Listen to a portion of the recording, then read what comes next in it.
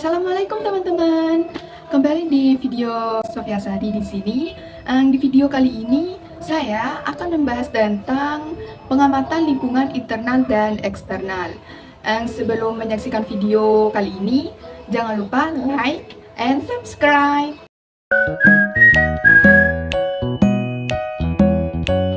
Dalam menganalisis suatu lingkungan internal dan eksternal ini harus dilakukan suatu pengamatan, baik dari internal ataupun eksternal institusi, untuk menentukan sasaran atau objek yang akan diamati seperti dalam lingkungan internal yaitu SDM, pendanaan, dan sarpras, sedangkan dalam lingkungan eksternalnya yaitu masyarakat, wali murid, perusahaan, dan lain sebagainya. Pengamatan lingkungan internal ini dilakukan untuk menganalisis faktor internal yang mempengaruhi institusi untuk menentukan di mana lembaga memiliki kekuatan dan kelemahan sehingga dapat mengelola peluang secara efektif dan menghadapi ancaman yang terdapat dalam lingkungan. Faktor internal yang dapat dikendalikan baik oleh pimpinan maupun oleh anggota. Sedangkan dalam pengamatan lingkungan eksternal dilakukan untuk menganalisis faktor internal yang merupakan faktor di luar kendali yang mempengaruhi arah dan tindakan dalam pengambilan keputusan yang datang dari suatu kebijakan pemerintah ataupun sosial budaya masyarakat.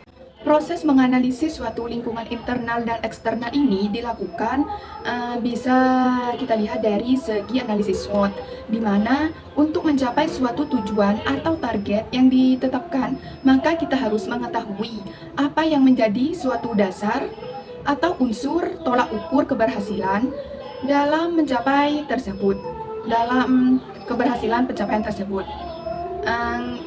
Dengan hal tersebut, maka dilakukannya analisis SWOT ini, maka dapat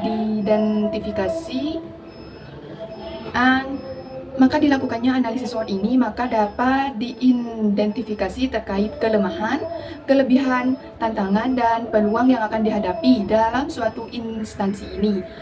Dalam mengidentifikasi analisis SWOT tersebut bisa diambil dari tingkat kualitas atau pemenuhan yang paling menonjol untuk dilakukan dalam suatu instansi tersebut.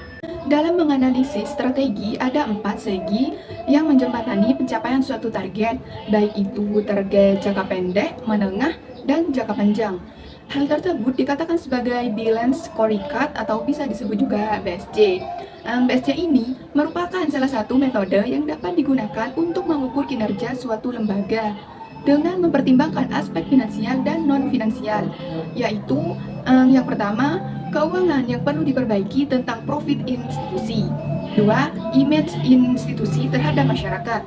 3. Meningkatkan program institusi. Dan yang terakhir, pembelajaran tentang ketidakseimbangan kompetensi yang dibutuhkan institusi.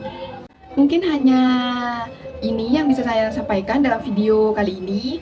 Kembali lagi di part selanjutnya. Bye! Dadah!